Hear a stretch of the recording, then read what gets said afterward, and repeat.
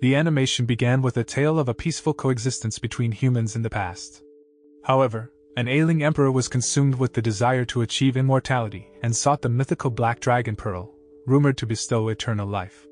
Unfortunately, the emperor's reign was cut short by the rebel warriors of Anlushan, who were notorious for their forbidden technique to cheat death, even after their bodies had decayed. Over the centuries, Anlushan's soldiers continued to terrorize the land, and rumors persisted that they had found the dragon that the emperor had spoken of. They believed that within the dragon's body lay the fabled Black Dragon Pearl that they had long been seeking. In the present era, a formidable exorcist named Yaozi is renowned for his ability to capture ghostly demons and even demonic beasts. However, he is also motivated by money and sets his sights on capturing a fox demon in disguise. As he concludes his business, he notices an enormous and unmistakable aura of negativity emanating from the nearby mountains. Curiosity piqued, Yaozi decides to investigate and discovers that the source of the negative energy is none other than the dragon rumored to possess the Black Dragon Pearl.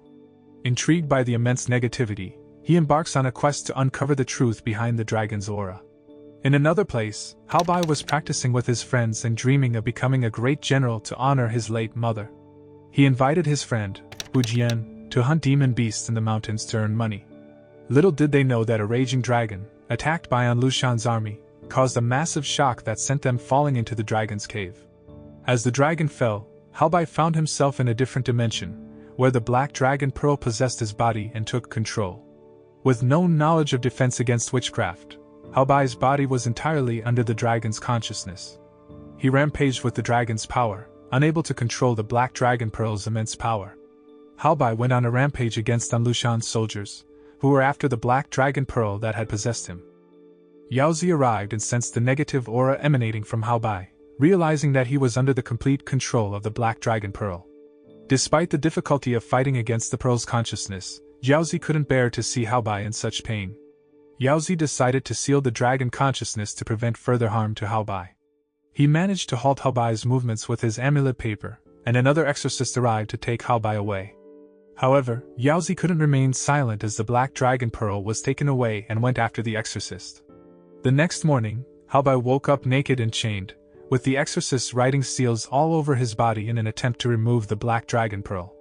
However, the seals didn't have enough power to extract the pearl, so the exorcist resorted to sticking numerous needles into Haobai's body to prevent the pearl from going deeper. Just as the exorcist was about to stick the final needle, Yaozi arrived and broke down the door, defeating several of the exorcist's disciples. Yaozi explained that the exorcist was Chairman He, a member of the Yin Chang faction, and pretended to offer secret methods to remove the Black Dragon Pearl. Chairman He fell for the ruse, allowing Yaozi to free Haobai. As Yaozi and Haobai escaped, Chairman He freed his disciples and ordered them to search for the pair. On the other hand, Haobai managed to escape from danger with the help of Yaozi, who he was immensely grateful for and promised to repay someday. However, as Haobai tried to leave, he was suddenly stopped by an amulet paper that belonged to Yaozi. Despite his attempts to resist, he was unable to break free and was forced to stay put. It was then that Yaozi revealed a startling truth: the Black Dragon Pearl inside Haobai's body could detonate in just 30 days, killing him instantly, unless he sought help from the Truth Stream faction, the same group that Yaozi belonged to. Haobai was deeply concerned about his friend Hu Jian, whom he had lost track of since being swallowed by the Black Dragon. Haobai was overcome with sadness at the thought of his friend's safety. Suddenly, to his amazement, Hu Jian appeared out of nowhere with a girl named Aimu, a dancer from a food stall they had visited on their mountain trip. Haobai was puzzled as to how Hu Jian could have ended up there. Aimu explained that she had found Hu Jian unconscious in a river and had helped him recover. As they journeyed together, Hu Jian gradually regained his strength and decided to accompany Aimu's group to the city. Hu Jian was curious about Haobai's sudden disappearance and wanted to know where he had been for the past few days. Haobai, who had developed feelings for Aimu, lied to impress her and make her admire him. He asked Aimu about her destination and found out that she was headed to Chang'an City with her group. Coincidentally, Yaozi wanted to go to Kunlun City, which was in the same direction, so he decided to join Aimu's group and travel with them. During their journey, they were ambushed by a gang of criminals who intended to rob them. Haobai, eager to show off his newfound power in front of Aimu, tried to use his Black Dragon Pearl, but he was unable to control it. Yaozi had to step in and save them from danger. After the soldier who lost his eye in a fight with Hao Bai reported the incident to his faction's chairman, the An Lushan soldiers were ordered to track down Hao Bai. They came across the 3 criminals who had previously attacked Hao Bai and used their corpse control technique to ask about his whereabouts. The criminals directed them in Hao Bai's direction. Meanwhile, Hao Bai and Yaozi were on their way to Kunlun City when Hao Bai proposed a plan to visit Chang'an City with Aimu. However, Yaozi disagreed, warning Hao Bai that people might recognize him as the carrier of the Black Dragon Pearl and attempt to use him to make an eternal life pill. A while back, something eerie happened to Yaozi while on a trip with his friend Hao Bai. They spotted a suspicious white figure that exuded a strong negative energy. From that moment on, every subsequent trip was plagued by this unsettling ghostly presence. Yaozi knew they needed to take action and advised Hao Bai to head straight to Kunlun City to seek help from the elders in neutralizing the evil energy in the Black Dragon Pearl. Meanwhile, Chairman He stumbled upon the corpses of criminals who had been under the control of An Lushan's soldiers. He and his companions were shocked that such a heinous technique still existed. The soldiers had been manipulating the undead, which defied the laws of nature by toying with human life. As Chairman He retraced his steps, he recalled the fierce battle that had taken place a few days earlier. It was then that he realized that the soldiers who had fallen must have been after Hao Bai and the Black Dragon Pearl. He wasted no time in instructing his disciples to follow the horse tracks left by the An Lushan soldiers, hoping to catch up with them. Meanwhile, Yaozi was determined to put an end to the White Ghost's malevolent influence. But fate had other plans, and he unexpectedly ran into Chairman He on a cliff. Upon discovering that Hao Bai was under Yaozi's protection, Chairman He demanded that he be handed over to avoid any potential conflict between their 2 factions. However, Yaozi knew that the Black Dragon Pearl needed to be neutralized immediately to prevent a disaster from befalling the land. Despite his plea, Chairman He remained unconvinced and refused to back down.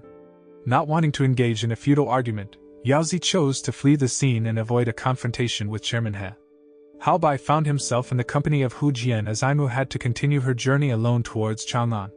As they trekked through a valley shrouded in thick fog, Hao Bai grew curious about Aimu's family. She revealed that her parents had passed away, and she now lived with her adoptive father.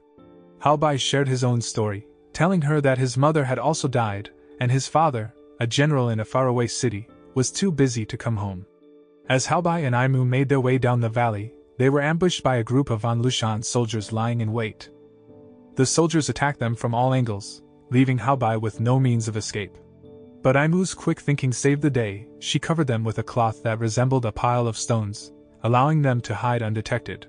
Their hiding place was eventually discovered by the soldiers' leader, who ordered his troops to attack. In the ensuing chaos, Hu Jian was flung back by one of the soldiers, enraging Hao Bai. With the help of Yaozi's spell paper, Hao Bai tapped into the power of the Black Dragon Pearl, which he had been struggling to control until now. Though he was only able to wield a portion of its immense power, it was enough to turn the tide of the battle. As the story unfolds, we see Yaozi struggling to capture the white ghost figure that is linked to the Black Dragon Pearl. Frustrated, he decides to stay in the area and wait for the perfect opportunity to capture the elusive ghost. Meanwhile, Chairman He arrives at the site of Hao Bai's battle with An Lushan's soldiers. He suspects that Hao Bai is not too far away and instructs his students to scout the area for a safer route. He knows that danger lurks in the enemy faction's territory, so caution is vital. In another scene, we meet an elderly man who is a powerful leader of a faction. He receives news from his men that the elusive Black Dragon Pearl has been found and is now inside the body of a man named Hao Bai. The chairman wastes no time and immediately orders his troops to prepare for war, arming them with heavy weaponry. Meanwhile, Hao Bai continues his journey and discovers newfound strength after mastering the power of the Black Dragon Pearl. He can now lift a man with just one hand, using the pearl's power. As they arrive in a city, they stop at a restaurant to satisfy their hunger. Unfortunately, the only food available is bread. Suddenly, a group from the Tang sect arrived, led by the sect's daughter, Molly. She flaunted her wealth by buying the best drinks at the tavern and ordering food to eat right there, since the food stall only had sandwiches to offer. However, Molly insulted Hao Bai and his friends, insinuating that they were too poor to sit at the same table with her. Naturally, Hao Bai was furious at her words. Aimu, on the other hand, used her illusionary skills to scare Molly, who had caused trouble for them. Despite this, Molly continued to provoke Hao Bai with her arrogant remarks, further fueling his anger. This anger, combined with the power of the Black Dragon Pearl, inadvertently caused the demon beast, recently captured by the Tang sect, to break free from its cage. This demon beast shared a lineage with dragons and felt drawn to Halbai's pearl. It went on a rampage, wreaking havoc and causing chaos everywhere. Everyone tried to recapture the demon beast, but its power had been heightened by the black dragon pearl inside Halbai's body. Even Molly's bodyguards were no match for the beast, and chaos ensued. The pearl's power had caused Halbai to lose control, and he transformed into a half-dragon, much to the shock of those who witnessed the event. As Halbai fainted from the overwhelming attraction of the pearl to other dragon races, the other travelers decided to hunt him down and steal the pearl, intending to sell it to big sects for a profit. Fortunately, Yaozi's amulet paper was able to control Halbai, allowing him to escape despite being unconscious. He fled at lightning speed, chased by his friends and the pursuing travelers.